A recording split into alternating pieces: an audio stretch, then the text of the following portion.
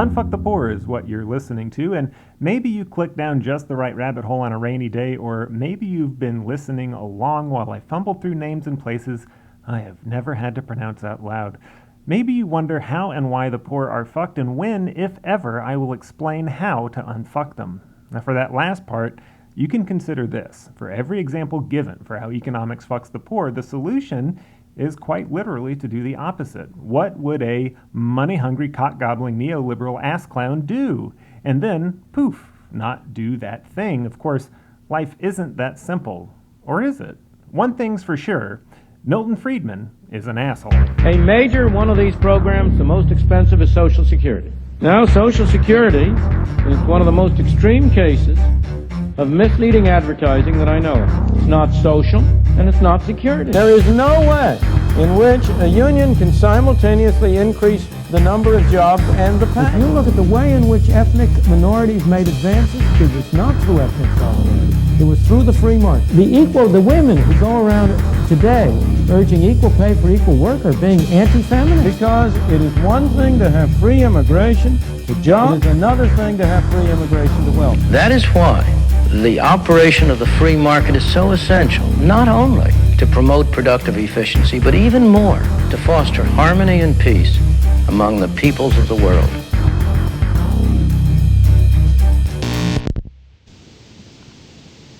Unfuck the Poor, Chapter 13, Milton Friedman is an asshole. Now, you might find this surprising, but I do actually agree with Milton Friedman regularly, and you might too.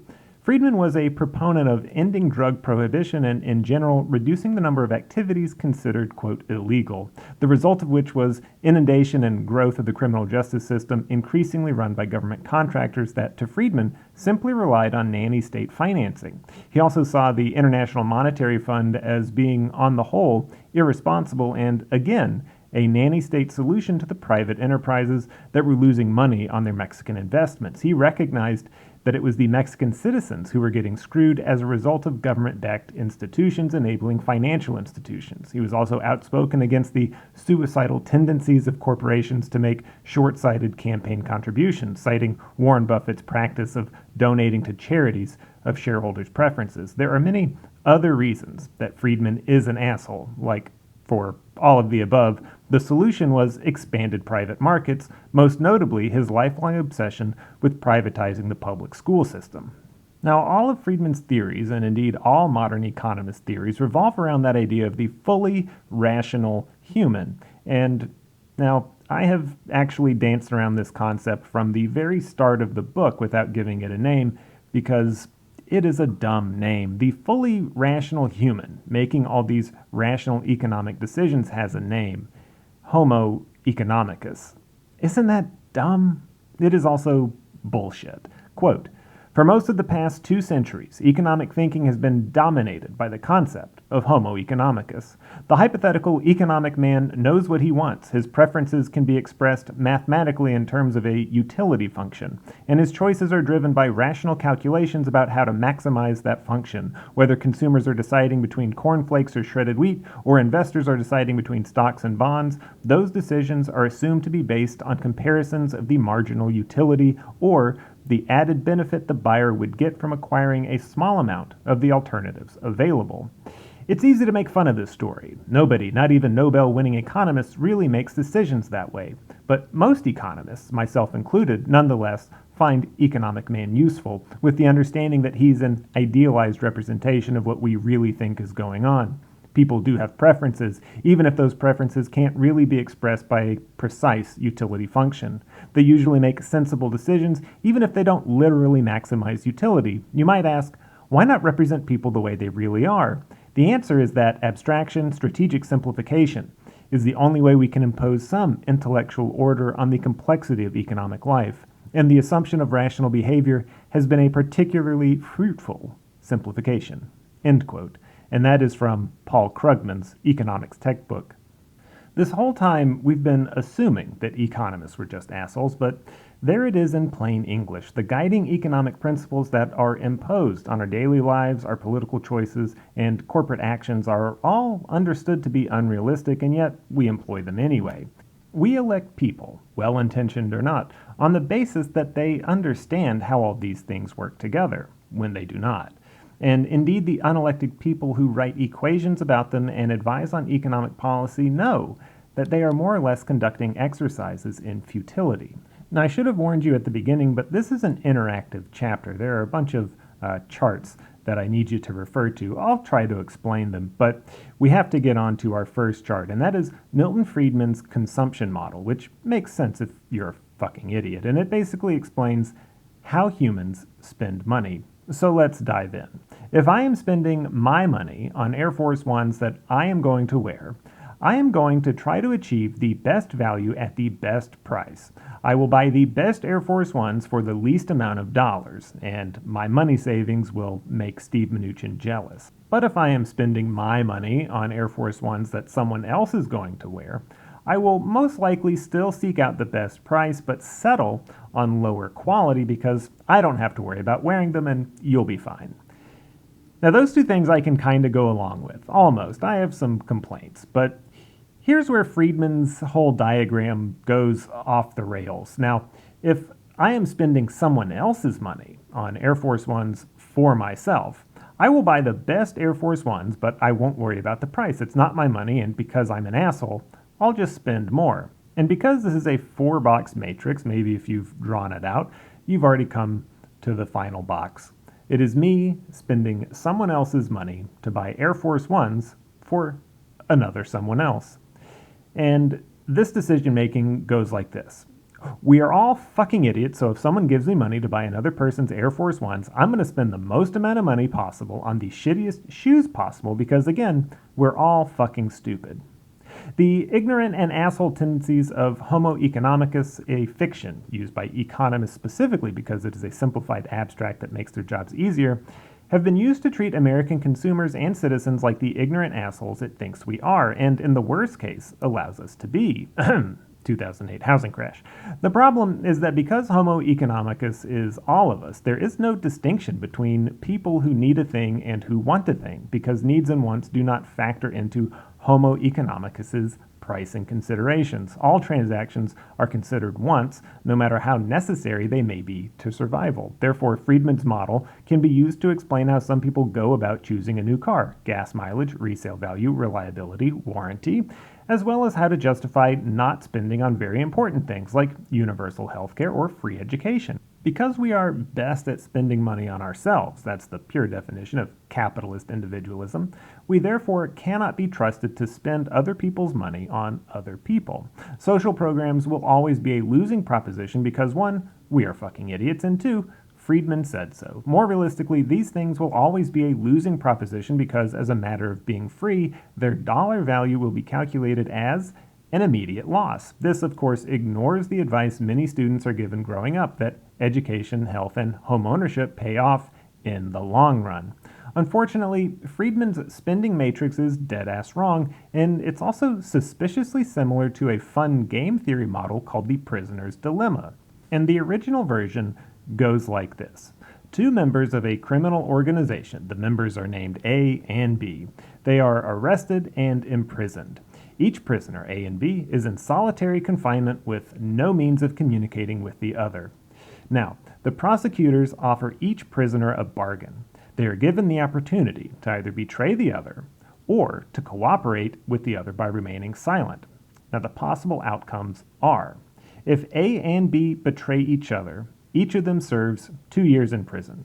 If A betrays B, but B remains silent, A will be set free and B will serve 3 years in prison. If A remains silent, but B betrays A will serve 3 years in prison and B will be set free. If A and B both remain silent, both of them will serve only 1 year in prison on the lesser charge. In its original form, the prisoner's dilemma is meant to demonstrate the power of cooperation and can be understood as the interaction between 2 parties to achieve a mutually beneficial outcome. The kicker is that both parties are uninformed about the actions of the other. They can't communicate and they do not know how the other person has acted. The cooperation then is blind, and decisions based on blind, uninformed circumstances leads to the unlikely preferred solution: defection.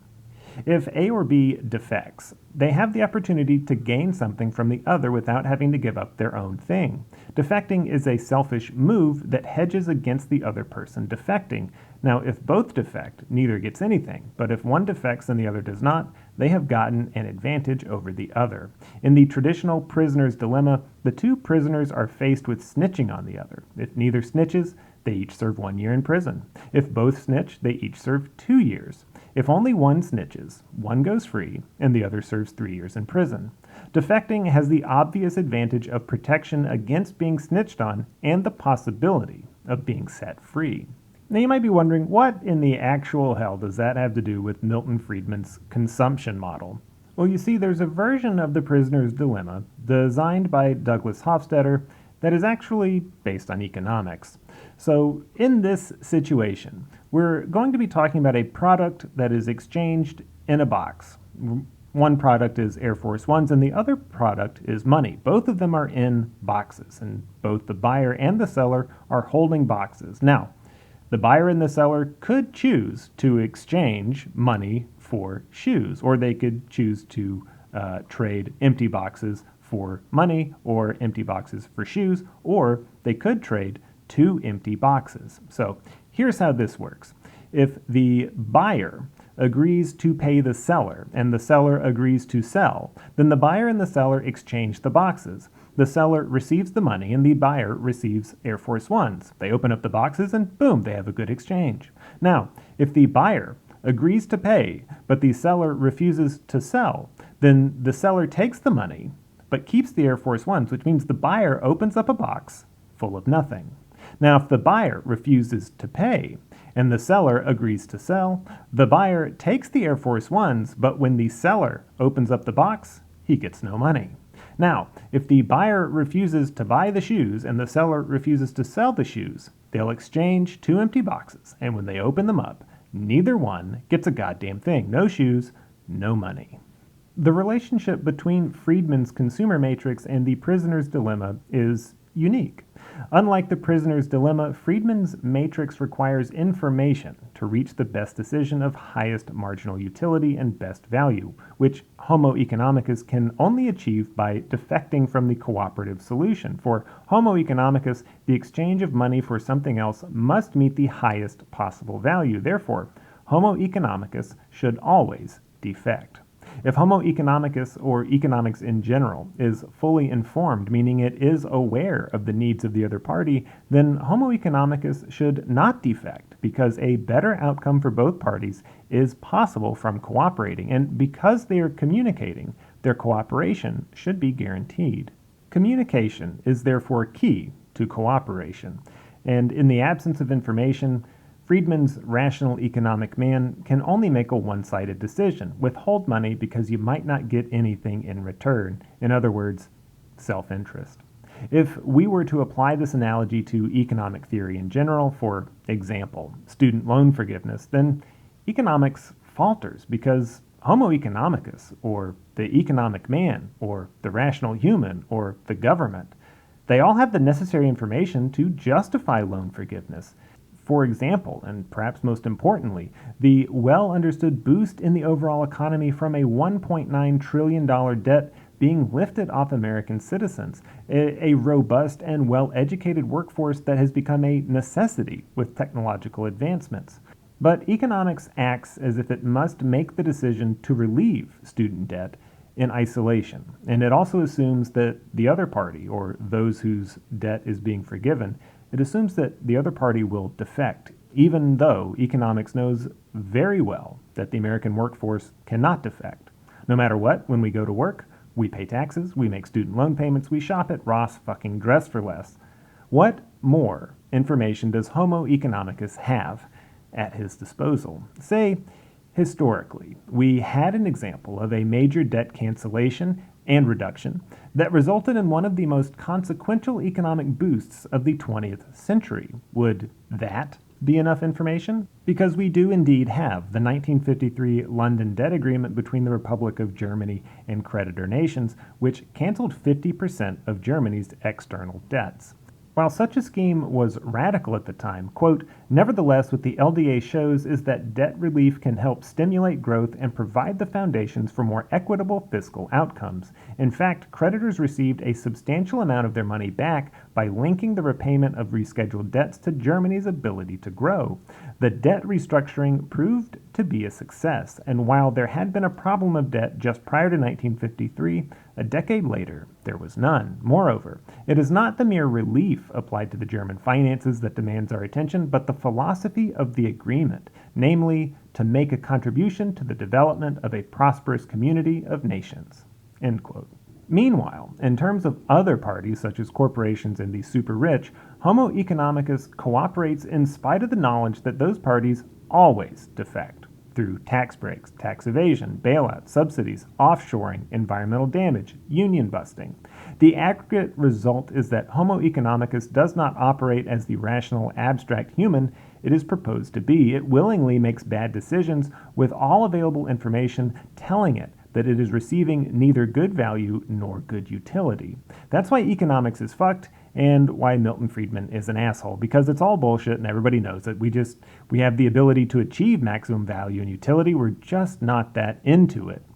Friedman's lifetime contribution to economics was an uninhibited rationale for the complete and total freedom of markets completely untouched by government. This meant that, among contemporary conservatives, Friedman held bizarro world beliefs that have been conveniently ignored by those who spout some of Friedman's specific economic theories for political posturing. Trump, for one, played many of Friedman's best hits to his voter base while doing the very things Friedman warned against. For example, Friedman's free market principles extended to street drugs. They shouldn't be on the street, they should be in a store. There should be a premium heroin and discount heroin sold alongside naloxone for responsible drug use. A side benefit being that the heroin store doesn't lose customers to overdose. Trump believed executing anyone associated with drugs and drug use was justified in Bolsonaro's Brazil. Friedman was also against farm subsidies. It isn't the government's role to finance the losses of a risky profession, but it would be the government's role to provide some sort of public assistance for the poor. Trump played the opposite hand. Similarly, the government should still pay for education but not attempt to provide it. Friedman argued this would be akin to providing food vouchers and requiring recipients to spend them at a federal grocery store. Friedman was also a proponent of a minimum income provided by the government, while at the same time abolishing the minimum wage. But ask a Trump supporter if they agree with Friedman, and you'll be surprised that they blindly believe they are. You see, when you get down to what economics really is, what is sold in politics is not what is advertised. So, can you opt out of capitalism and attain evolutionary cooperation that understands defection by default results in objectively bleak results for one or both parties? Sure, why the fuck not? The U.S. currency we utilize is backed by the debt of the U.S. Treasury, and it inherently has negative value. That it can purchase anything is, again, one of those handy fictions we tell ourselves. The U.S. dollar represents an amount of credit we can use to offset the credit of another party. As long as we rely on debt service to earn a living, we are hardly capable of autonomy. We will always be at the mercy of something to be paid. This is the life we have born into, but don't necessarily agree with. It comes with a lot of built-in faults like violence, mental illness, environmental destruction, and hate that we didn't ask for. It comes with operational systems that exacerbate those faults, and as we go through life, we are increasingly faced with decisions made for us at our own expense. That's kind of a lot of shit to live with. If you could just, turn it off, that would be kind of okay. So here's where I use my advanced business degree to tell you a few truths about how corporations work. First, every contract is negotiable. You might not be able to negotiate the terms of a credit card contract up front, but when you stop paying and they sue you, you find out that your agreement to pay credit card debt is quite negotiable. A credit card company will accept up to half your total balance if paid in a lump sum. Even when they take you to court and all seems lost, you'll meet with the collection attorney out in the courthouse hallway and come up with a payment agreement that has nothing to do with the payment terms you originally agreed to, while at the same time not accruing additional interest. Now, I'm not telling you this to encourage you defaulting on your credit cards. Do not do that. But I tell you this fun fact because you did not sign a contract agreeing to be indebted from birth. That would be a violation of your most basic human right to autonomy, or the freedom to live as you choose. We face deadly challenges to this autonomy: racism, poverty, mental illness being among just a few of those challenges. We passively accept them, or we can directly reject them. The Founding Fathers were afraid of you directly rejecting the power of the opulent minority. The Confederacy feared, and neo-Confederates resent, the rejection of slavery and the loss of wealth and power that went with it. Those fears, racial and financial, persist today among the wealthiest Americans, many of whom masquerade as down-to-earth politicians, and among some of the poorest Americans, the haughty little nobility, who believe themselves to be superior to other poor people with darker skin. And this brings me to the next business lesson I can offer you. Most businesses, including corporations pulling in huge profits, are insolvent at any given time. Many have assets that are difficult to liquidate, which is why the turn toward financialization has been so aggressive among global corporations. Many companies carry huge debt loads, a mix of short and long-term obligations. Short-term debt obligations are typically smaller but have higher interest, meaning businesses, corporations included, rely heavily on steady cash flows to make payments. They are in the same position we are in, utilizing debt-backed financial instruments. The shift toward financialization in the second half of the 20th century put them in the position of having to focus on short-term gains. They have to bring in cash daily in order to survive. While most could survive a recession, many could not withstand a deliberate, targeted restriction of cash. Corporations actively seek consumer dollars to pay their rent in the market. If you've ever zoned out while watching YouTube, or television if you're old enough to have had cable, you may have snapped back to reality in the middle of an advertisement and noticed that it seems kind of fucking desperate. Like, why are you saying your product name so many times? And what do half-naked models swimming in flower petals have to do with Chanel fragrances? And why in the absolute fuck is every other TikTok compilation just an advertisement for Stardust LEDs? And no, I don't believe that I have 5 to 20 pounds of toxic shit in my colon. Why the fuck is everyone after my money? Because those companies, like the rest of us, are swimming in debt and need your money to stay afloat. So they spend a shitload of money on advertising to get their product in front of you. And when you buy their shitty services or weird colon cleansing powders, you're agreeing to pay off a tiny piece of their debt with a little bit of yours, which you must then make up for by working. It's a whole thing. We are bombarded with advertising every waking minute of every day to create an environment of such inescapable pervasiveness that few purchasing decisions can really be said to be conscious, which is what inevitably follows when emerging markets are liberalized. Quote, "It is inherent in the present-day international economy that a transnational company establishes subsidiaries and branches in many national locales in the expectation of selling its goods and services to the host population, as well as exporting the product wherever it can. Still, an automatic willingness of local populations to purchase and consume these products cannot be taken for granted. The mechanism of consumer persuasion and titillation, carried to their highest efficiency in the United States, are relied on. They are applied, sometimes with modification, to take into account national cultural specificities. The objective, whatever the national setting, is always the same: the creation of good consumers." End quote.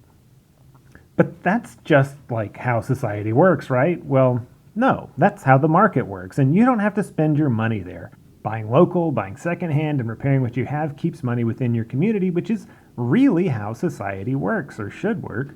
Hell, post-COVID, just imagine how many bread makers and Pelotons will pop up on Craigslist. And in the case of GameStop, you can even coordinate targeted economic attacks on corporations in the fantasy land of the stock exchange. You don't even have to spend money in the market. Let's talk about not dollars, the equity-based alternative to the treasury-backed currency. Not dollars is a thing I made up because it could be a real thing. The U.S. government has a monopoly on domestic currency, but not all domestic currency, only U.S. currency. You and I cannot print $1 bills with George Washington's slave-owning face on them and pass them off as U.S. government-backed bills. We can't print foreign currencies either. Think of them as the music rights to the entire Garth Brooks discography, carefully held and managed buy Garth Brooks. You can only buy his official music at Walmart, and you can't stream his music anywhere. You have to buy it. The man's a fucking genius. US dollars work the same way. They can only be issued by the US government, but they are accepted by basically everyone because, well, we've been over this. Anyway, you and I, we can print our own currency. We can call them fuck the rich bucks or Mnuchin Minotes, and if we agree that they have value, we can trade them back and forth for stuff. That sounds fucking stupid, right?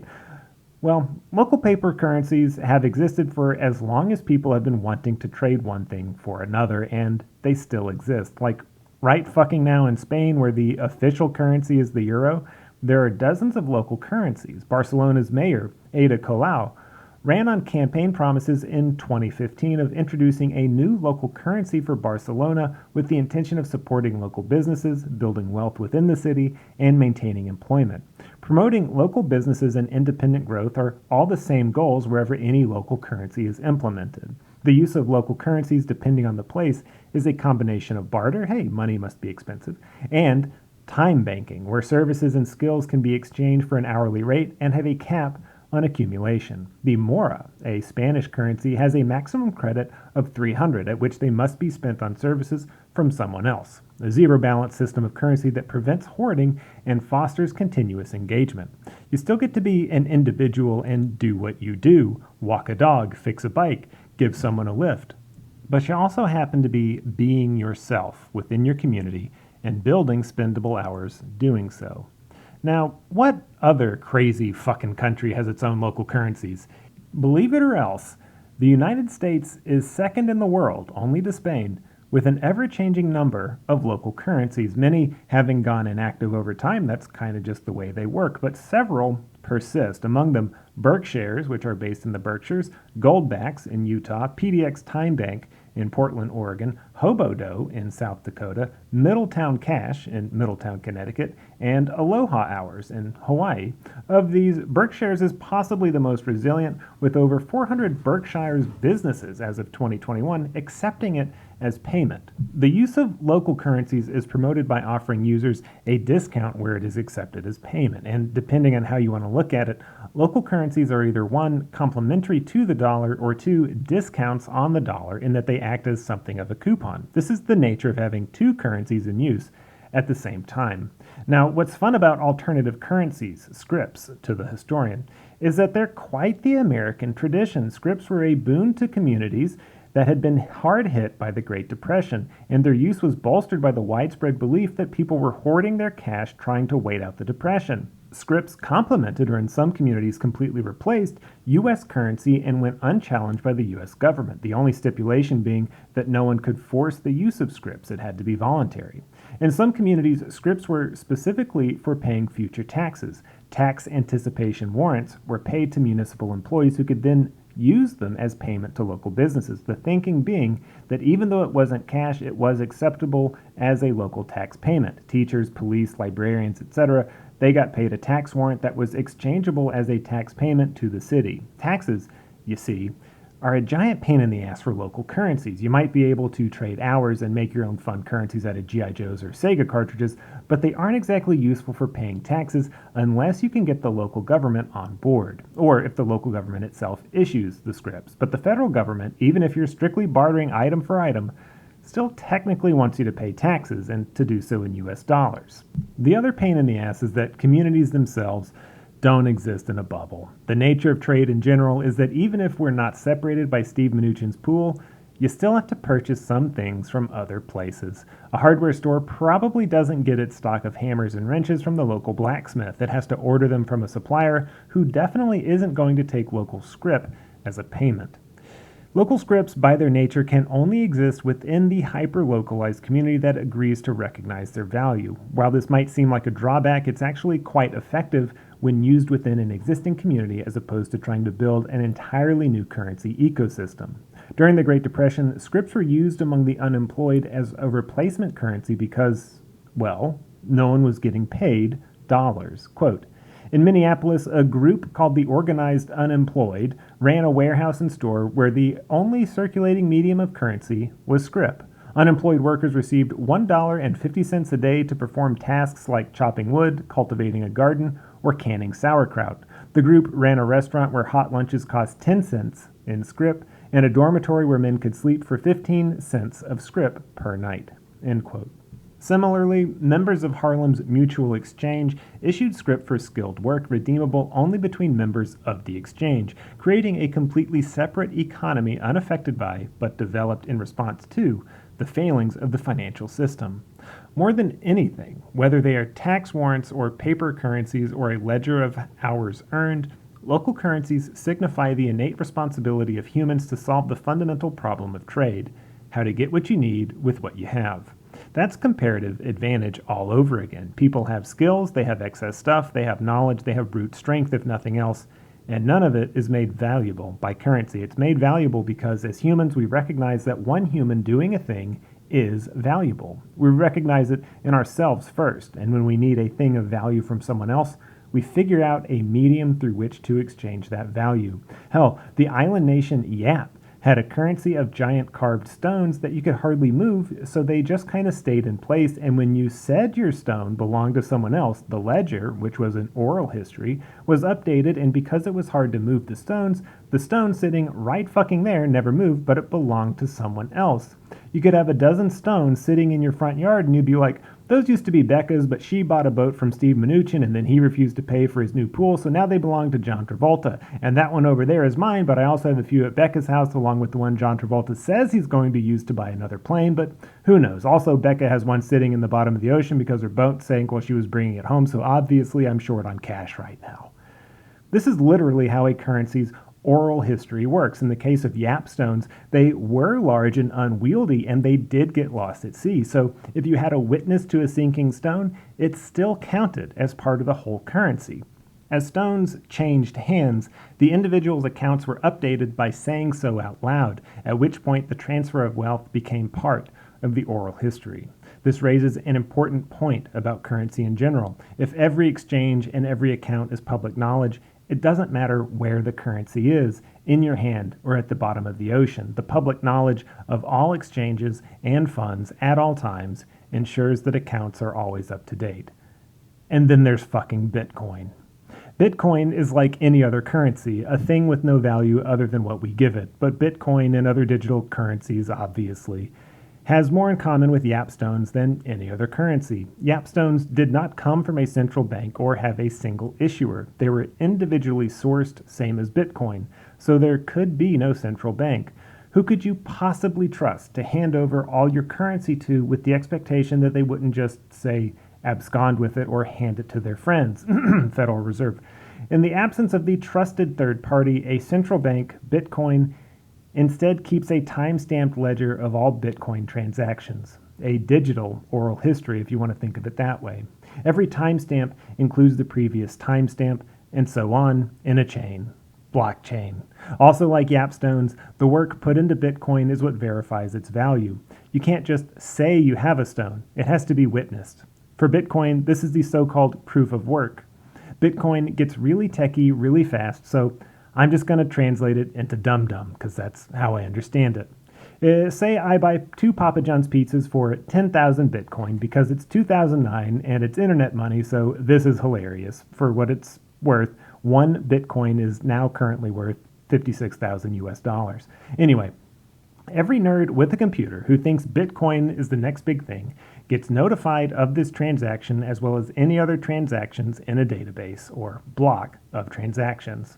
Those nerds' computers go to work scanning the block's cryptographic signature, or hash, embedded in the chain of interactions. That's the blockchain. This is the proof of work. Once a computer has its proof of work, it broadcasts the verified block to all the other nerds. All of the other computers accept the block if it is valid, and the Bitcoin hasn't changed hands again. Nerds don't control whether the block is valid. It's all magic computer math. But the block is verified and cleared as evidenced by the creation of a new block and the generation of new Bitcoin. And then it starts all over again. It's the exchange of Bitcoin in general and the computational effort required to verify the history of Bitcoin exchanges specifically that give Bitcoin its value. Bitcoin has an interesting distribution function as well. Only 21 million Bitcoin will ever be produced, and as of March 2021, over 16 million were in circulation. So the currency is limited, but every time the currency hits a specific milestone, the mining effort required is doubled. That's how I interpret the block reward method. Block rewards are the volume of new Bitcoin delivered with each successfully mined block, or verified transactions. Every 210,000 verified blocks, the block reward is halved. Alternatively, the effort required to mine Bitcoin doubles. In 2009, 50 Bitcoin were rewarded with a successful block, and in May 2020, the reward had fallen to 6.25 Bitcoin per block. I prefer to use the double effort interpretation because it's easier to understand why these milestones are important. As mining effort increases, the value of Bitcoin rises to meet inflation. Bitcoin is not scarce, it is finite. We don't know how much gold there is on the planet, so mining for gold is ambitious and finding it is fortuitous. But we know exactly how much Bitcoin will exist, so mining it and receiving it is nothing less than pragmatic. Successfully mining all Bitcoin isn't anticipated to occur until 2140, at least that's the rumor on the internet. Because Bitcoin transactions aren't verified by a central bank, verification is outsourced, the parties to a transaction don't have to be identified by any conventional method. Instead, they have a digital wallet with a security key and transactions are encrypted. You can follow the transfer of every single Bitcoin to its creation on the ledger, but they are traced by the user's wallet signature, not their personal information. Still, if you can pin an individual to one transaction, you can use their digital signature to trace all their transactions. So why discuss scripts, time banking, and cryptocurrencies? Because you asked if we could just opt out of the market in general, and I said, sure, why the fuck not? But we already have the means and knowledge with which to achieve it, and the rise of digital currencies solves the central bank or central issuer problem of all other currencies. Transactions are kept private and are limited to the two parties involved, and the system is kept alive by the production of currency in exchange for verifying the currency's transactions. So how does a decentralized currency, whether local or crypto, solve the issue of bad economics to begin with? And what if governments start hoarding cryptocurrency or try to base their real currency on cryptocurrency? What fun, practical questions. Let's start with the idea that, of all things, a central government and its banking system should be in charge of maintaining dollar values at all.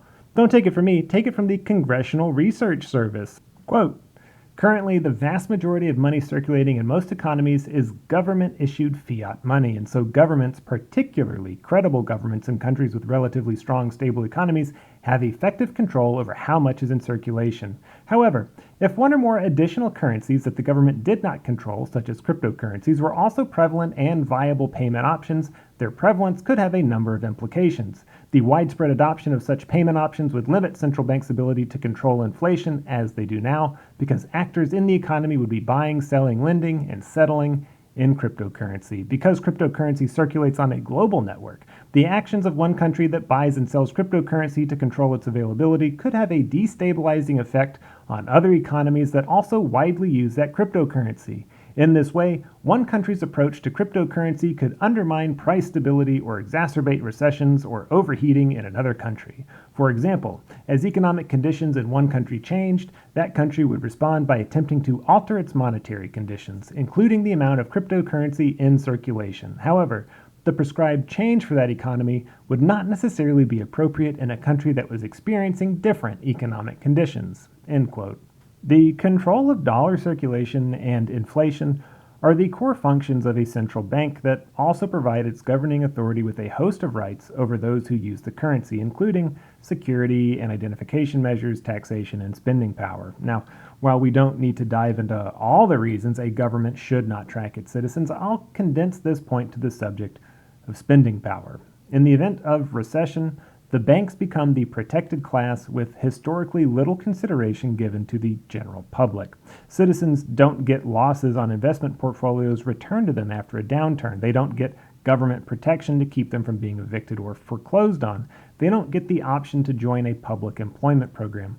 But financial institutions and major corporations do receive massive government bailouts and, in the case of the Fed, get to establish their own interest rates to manage the fallout from bad economic behavior.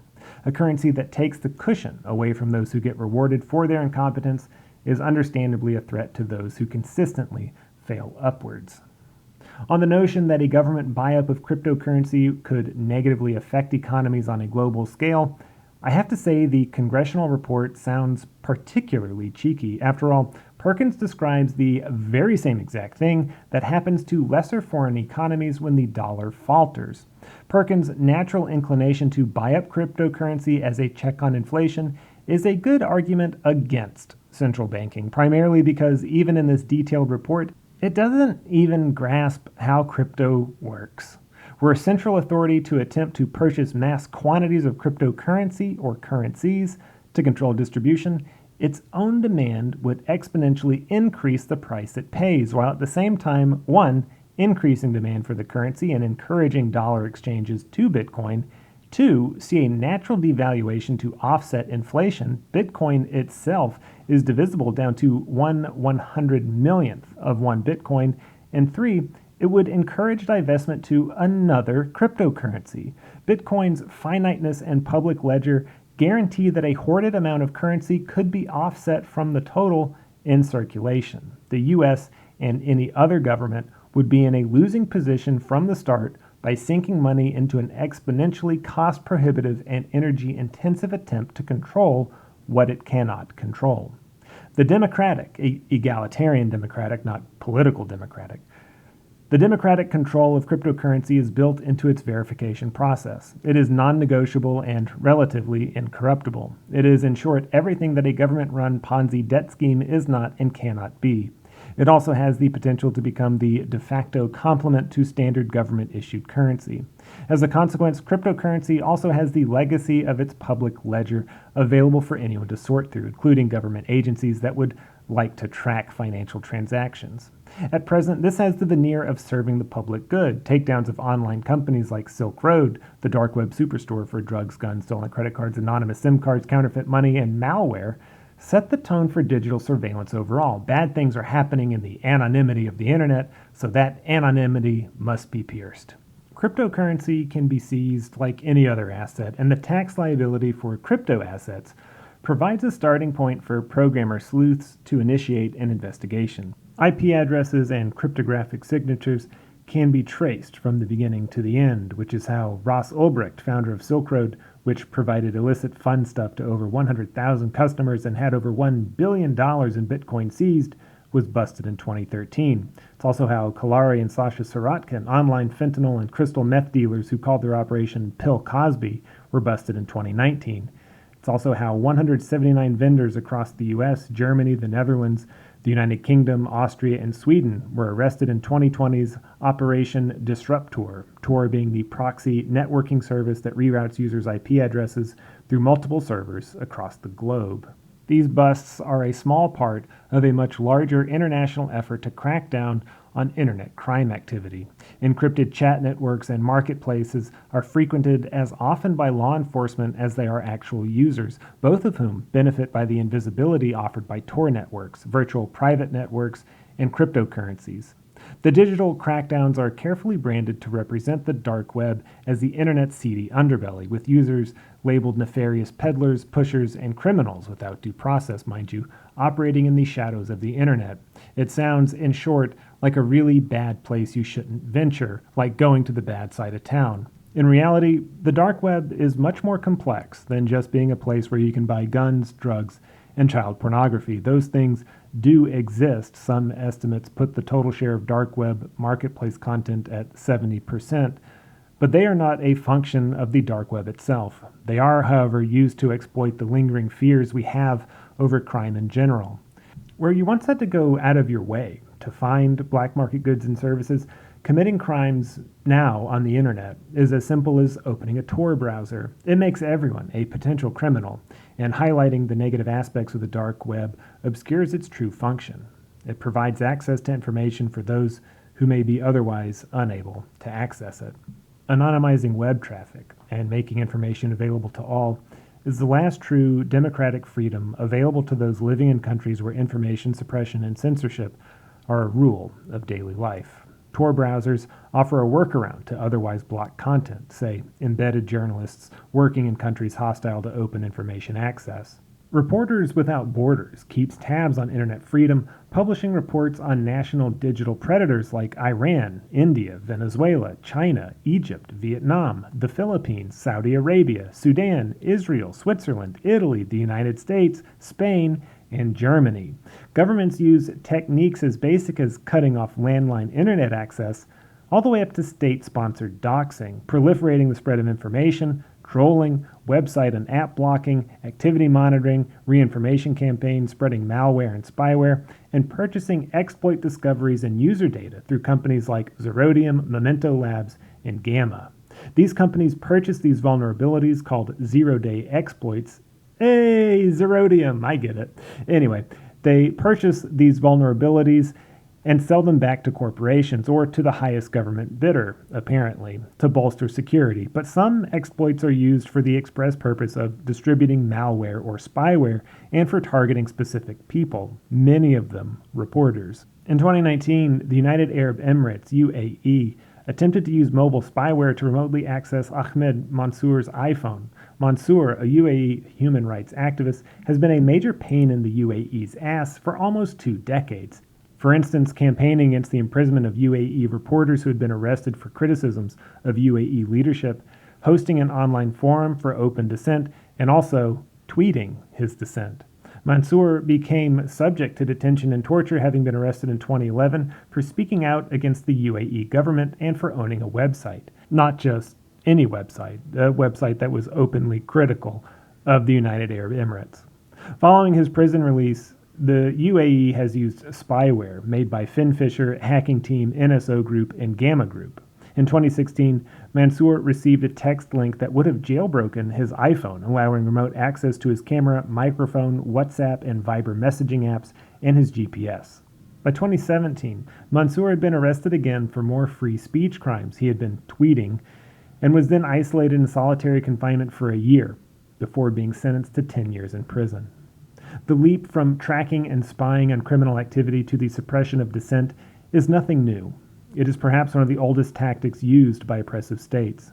The U.S.'s Alien and Sedition Acts of 1798, enacted in response to the threat of foreigners and the support of foreign countries, specifically France during the French Revolution, toward which Democratic Republicans were sympathetic, extended the time to become a U.S. citizen from 5 years to 14. That was the Alien Act, and made it a crime to publicly criticize the U.S. government. That is the Sedition Act. The online democratization of markets and speech is the rebirth of the English Commons. Go ask an old person who remembers the early days of the internet when chat rooms were a thing, when hilarious email chains, 100 pages long, created by weirdos from all over the world, were printed out by friends in 7th grade and brought to school, when sending credit card information was at your own risk, when that one guy sold all his belongings on eBay just because, and when peer-to-peer networks recreated that time-honored tradition of recording songs from the radio or creating mixtapes for friends, all of which occurred because people were put in direct contact with other people with limited interference. Like enclosure, the narrowing of the internet's purpose has been to consolidate interests in favor of efficient, profitable commerce. The internet itself arguably no longer exists that way. It has given way to purpose-driven apps that connect us to each other in market terms, entertainment, fundraising, networking, while companies and governments attempt to restrict our direct connection with each other as they privatize a previously open public space. The dissemination of ideas, once seen as a fundamental guarantee of the internet, has come under attack both in terms of government surveillance and in the dumb fuck rants by conservative congressional leadership that doesn't understand a single goddamn thing about free speech in general. The openness of commerce, the ability to share and sell directly between peers, has become a source of revenue for intermediaries. Visionary market disruptors have managed to monetize nearly every aspect of the internet, which, in turn, has given rise to on-demand incentives for online shopping that also have a direct impact on workers. Amazon, for instance, places all warehouse workers under constant surveillance and limits bathroom breaks. The bathroom thing was well established, but the March 2021 news story of pee bottles in an Amazon warehouse put it into a more visceral context. Peeing in bottles due to time restrictions was a disgusting thing discovered firsthand by James Bloodworth while working undercover at an Amazon warehouse for his book, Hired, 6 months undercover in low-wage Britain. which was briefly removed from the Amazon book marketplace. Apparently, this has been going on for a while. Quote, on social media and in interviews, drivers delivering Amazon packages said the company's claim was out of touch with their reality. In lawsuits, books, and media reports, drivers have repeatedly said that they resort to urinating in bottles, bushes, and coffee cups because the number of packages they need to deliver or else risk termination leaves them no time to find a restroom. I bought a shiwi and peed in bottles, former Everett driver Sosho Kyoso said in an interview, referring to the funnel-like female urinating device. On exceptionally busy days, she said, I've peed my pants at work. End quote. In 2021, Amazon finds itself in a difficult public relations position. It suffers from an explosion of growth during the COVID-19 pandemic that has seen a huge demand for deliveries and warehouse staff. I say suffers because that means more workers have been exposed to Amazon's operational practices, which in the developed world means that roles can't be outsourced or automated. Deliveries and floor running are staffed at the highest prevailing wages in the world. Any collective action to make working conditions better or more dignified affects Amazon's ability to maximize profit in an expensive market. Shareholders want high returns, and Amazon's duty is to thwart any attempts that would threaten those returns. Amazon's union-busting attempts have become mainstream news, as have its attempts to restrict communication between employees. Amazon's surveillance and suppression techniques don't target individuals, but their entire labor force. The contact information of hundreds of thousands of entry-level warehouse employees was deleted from the Amazon phone tool directory in March of 2021. It was written off by Amazon spokeswoman Brittany Parmley as a way for frontline employees to, quote, have the A to Z app to support their specific needs, and it's optimized for a mobile-first experience with information about pay, schedules, team structures, company information, and more, end quote. That means that communication between workers no longer serves their specific needs. Surveillance and suppression by governments and corporations don't exist in isolation. They're not even separate things. The need to monitor and limit interaction to become an intermediary to all interpersonal transactions, whether financial or political, is the foundation of exploitation and oppression. The irony of corporate privatization and the dogmatic belief that private markets are fundamentally superior to the common good is that its cost is the right to individual privacy and dignity. In the interest of preventing internet crime, our expectation of online privacy must be minimal.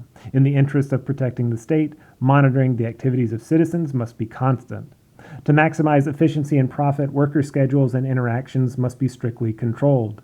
These are all forms of tyranny, and they all have economic roots. It's possible that most of us believe in the inherent power of numbers, which is overwhelmingly true but not representative of truth. The invisible hand theory of economics dictates that humans are naturally free marketeers. Those wishing to serve their own interests by default serve others. A good product guarantees customers and fair reward. Voters believe or hope or something that because their numbers are bigger, their interests are served. That if causes gain enough support, they will enter the sphere of public service. The belief in the majority and the inherent benefits of the market make a great story.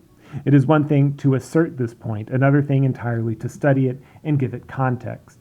Martin Guyland and Benjamin Page write in their 2014 study of 1,779 policy decisions, testing theories of American politics, elites, interest groups, and average citizens, that the political power of the elite class to override the interests of the lower classes, at times conspiratorial and at times blatant, is fundamentally real. Quote, what are we to make of findings that seem to go against volumes of persuasive theorizing and much quantitative research by asserting that the average citizen or the median voter has little or no independent influence on public policy? As noted, our evidence does not indicate that in U.S. policymaking the average citizen always loses out. Since the preferences of ordinary citizens tend to be positively correlated with the preferences of economic elites, ordinary citizens often win the policies they want, even if they are more or less coincidental beneficiaries rather than causes of the victory. Further, the issues about which economic elites and ordinary citizens disagree reflect important matters, including many aspects of trade restrictions, tax policy, corporate regulation, abortion, and school prayer, so that the resulting political losses by ordinary citizens are not trivial.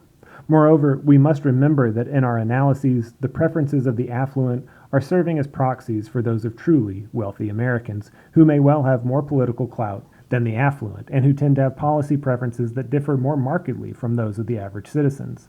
Thus, even rather slight measured differences between preferences of the affluent and the median citizen may signal situations in which economic elites want something quite different from most Americans, and they generally get their way.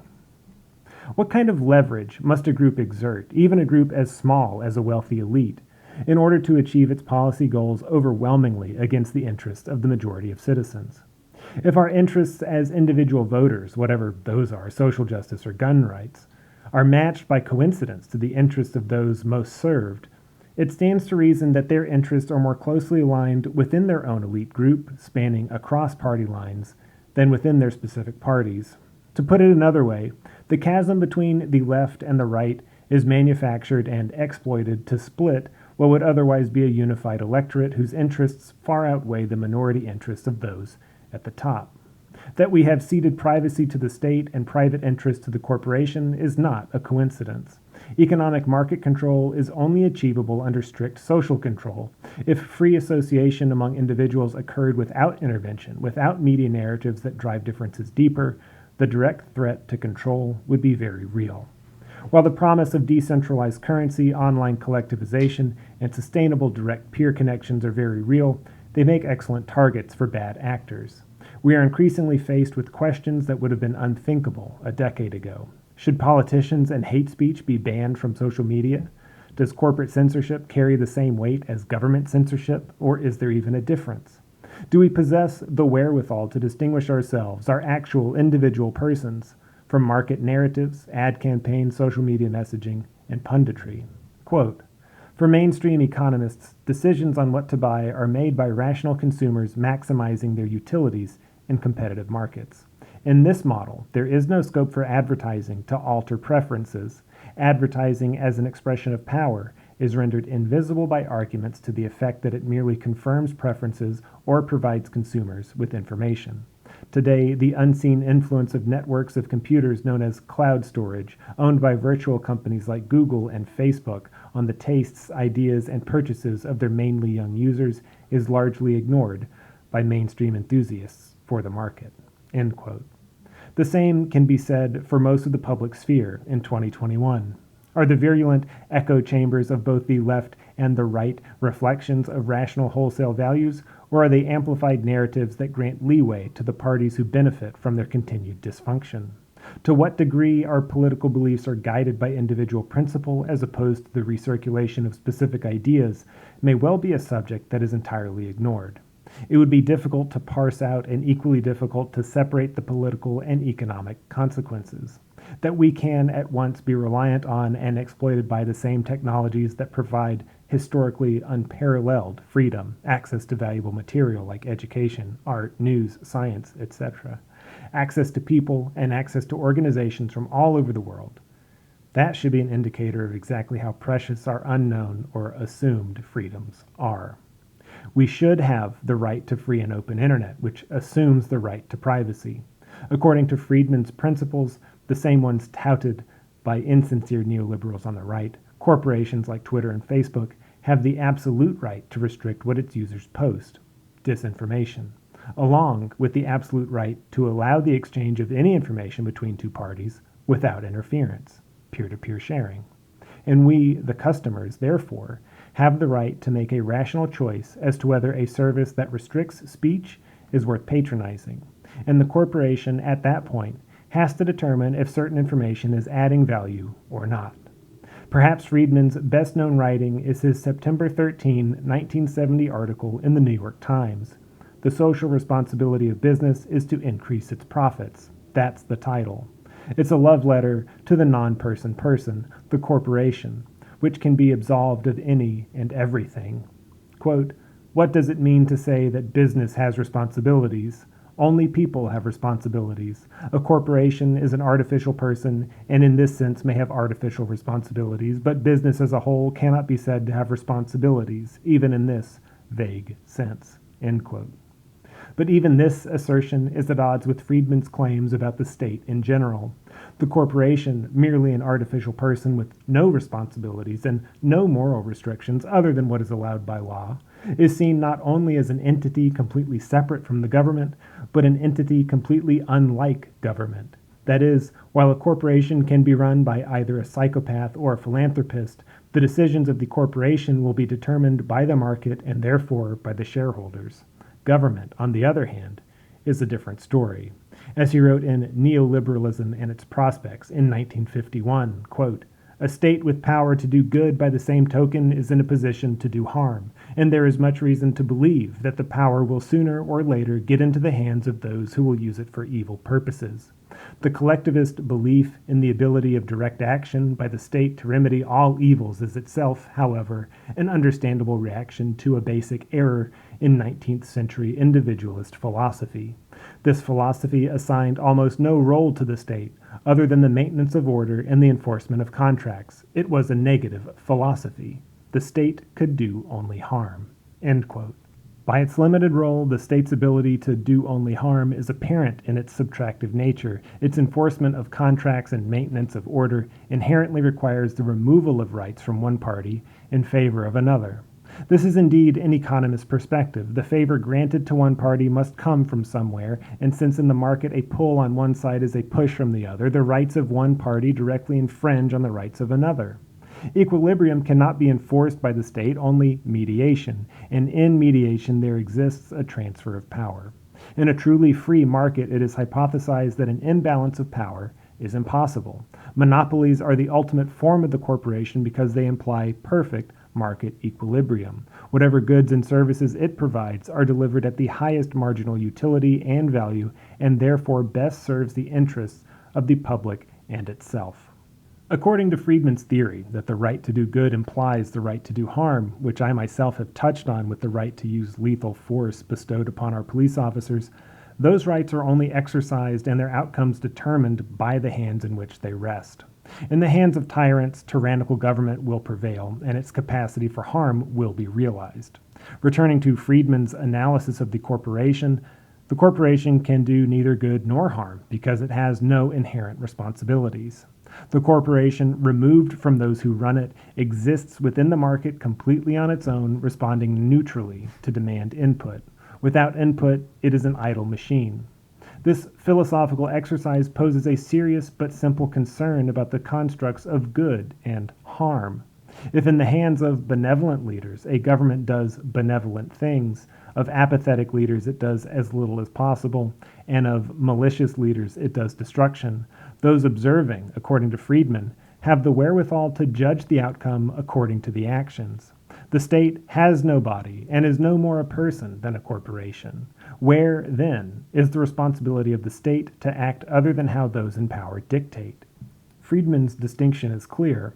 The corporation is not the state, and granted the rights of a freed person thanks to the 14th Amendment, the state cannot act upon the corporation as it cannot act upon a flesh and blood person. But the corporation assumes rights that flesh and blood persons do not. While it is the primary responsibility of private citizens to not cause harm to other private citizens, the corporation, lacking such responsibility, assumes it cannot cause harm due to its neutrality.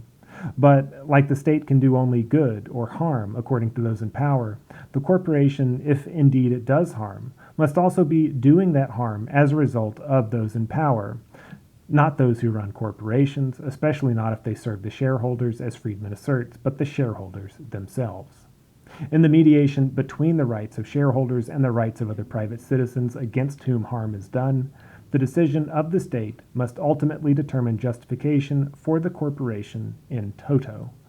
If an idle corporate machine becomes deadly once in operation, if in its design it exploits, manipulates, pollutes, and perpetrates injustice, then as certain as the corporation holds no responsibility, it is equally certain that its existence cannot be justified, that the public must absorb certain costs or externalities from a corporation's activities is at odds with Friedman's absolution of responsibility. An externality is a cost or benefit caused by a corporation that it does not pay for or receive compensation for. Where we have discussed the responsibilities of the state and the corporation, we have found there is nothing human about either. Philosophically, they must be different. The state serves the public and the corporation serves the private. By that definition, the state has an obligation to me, you, and everyone we know. We are not served by the corporation, and as such, we are under no obligation, that is, we have no responsibility, to accept the corporation's externalities. We are equally under no obligation to accept its demands on us as workers. We do not lease our individual rights, and certainly not our dignity, to our employers in exchange for pay. We rent our labor and nothing more. The same is true the world over. Neither the corporation nor the state compensates us for absorbing the externalities of industry, and historically has given us the responsibility to pay for the pleasure of absorbing their negative externalities. For the United States, this includes taxpayer-funded waterway cleanups of industrial waste, as well as what is an international scandal and what should be domestic outrage: plastic. Man, Milton Friedman is indeed an asshole, and when you get inside his head, you really can't agree with him on anything. I mean, his solution to everything is just more privatization, more free market capitalism. The guy was a fucking sociopath. Anyway, this was part 1 of Unfuck the Poor, chapter 12, Milton Friedman is an asshole. And if you're wondering about the prisoner's dilemma, you can head on over to askaleftist.com, where you will find the matrices and actually a lot more links to other iterations of the prisoner's dilemma. It's like a whole thing that people are interested in. Anyway, if I read too fast or it's hard to follow along as I read, check out the full PDF of Unfuck the Poor on the website as well. Anyway, we gotta return to Friedman's asshole in part 2.